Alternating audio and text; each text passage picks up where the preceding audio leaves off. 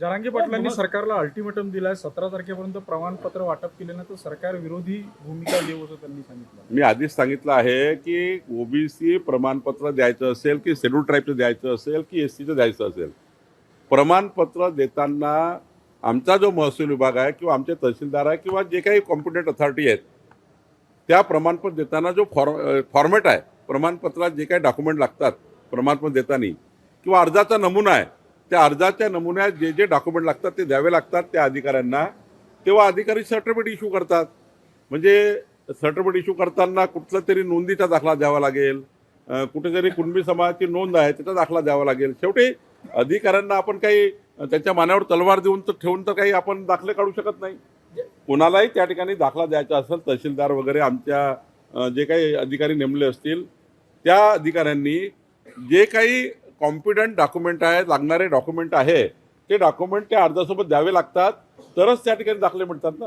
रोहित पवारांनी पुन्हा आरोप केला की जी जाहिरात दिली देवाभाऊची त्यावर 400 कोटी खर्च आला आणि ते निनावी का जाहिरात। उद्धव ठाकरेंच्या सरकारच्या काळामध्ये काय काय झालं रोहित पवारजी जरा एकदा चष्मा लावून बघून घ्या। कशा कशा जाहिराती झाल्या, कुठल्या कुठल्या धनदांडग्या लोकांनी जाहिराती दिल्या, कसं कसं एक्स्टॉर्शन झालं, आम्हाला बोलायला लावू नका। देवेंद्र फडणवीसजींच्या प्रेमापोटी एखादी जाहिरात पेपरमध्ये येणे यांचं का पोट दुखत आहे?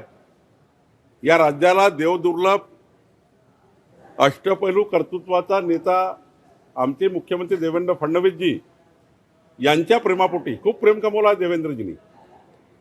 आमचे एकनाथजी अजित पवार सोबत देवेंद्रजींनी खूप प्रेम कमवलं आणि इतकं प्रेम कमवलं आहे देवेंद्र फडणवीसजींनी की 51% मतं, 3,17,00,000 मतं देवेंद्र फडणवीस सरकारला हे मिळालेले आहेत। मग प्रेमापोटी एखादी जाहिरात दिली, यांच्या पोटात का गोळा आला?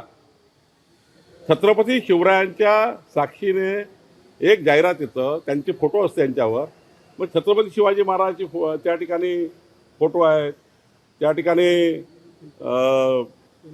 देवेंद्रजी छत्रपती शिवरायाला नतमस्तक होत आहे आणि 14 कोटी जनतेला नतमस्तक होत आहे।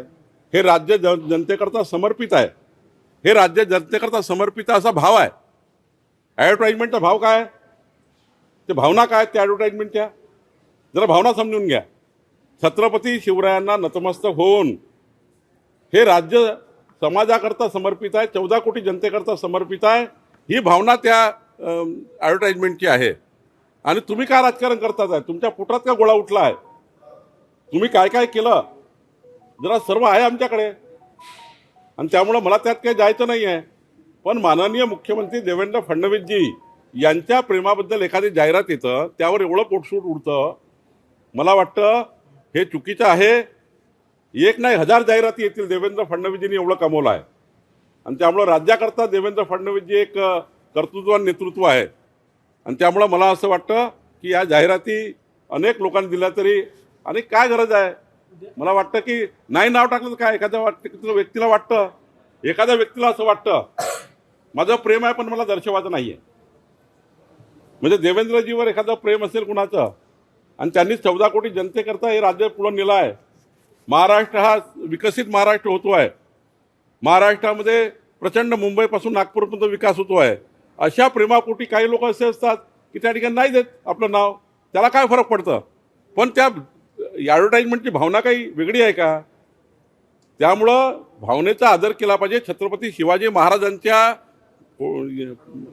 त्या ठिकाणी मुद्रिकेला नतमस्तक होऊन ही भावना त्या ठिकाणी व्यक्त झाली आहे ॲडव्हर्टाइजमध्ये। त्यामुळे मला असं वाटतं की याच्यामध्ये काही विरोधकांनी आरोप करण्याचा काही तथ्य नाही आहे। उद्या जी बैठक आहे ओबीसीची त्या बैठकीत भुजबळांना निमंत्रण नाही अशी माहिती नाही, ती बैठक आधीच सांगितलं, ही बैठक ही बबनराव तायवाडेंच्या आंदोलनाच्या संबंधाने आहे आणि परवा माझी जी बैठक आहे कॅबिनेट सब कमिटी, त्यामध्ये भुजबळ साहेब आहे, पंकजाताई सर्वच आहेत, त्या सब कमिटीमध्ये आम्ही सर्व बोलणार आहोत। वीरशैव समाजाने म्हटलेलं की हिंदू म्हणू नका, जातीय जनगणनेमध्ये त्यांच्यासाठी वेगळा कॉलम ठेवा, याच्यामुळे भाजपच्या अडचणी वाढणार आहे, कारण परंपरागत तो वीरशैव समाज भाजपचा मतदार राहिले। नाही, आता मला काय म्हटलं आहे तुम्ही आता बाईटवर विचाराल आणि मी बाईटवर उत्तर देईल असं नाही आहे। मीडियामध्ये मला समजून घेऊ द्या, कारण लिंगायत समाज असेल, वीरशैव समाज असेल, या समाजाशी मी त्या ठिकाणी चर्चा करेल, काय म्हणणं ऐकून घेईल।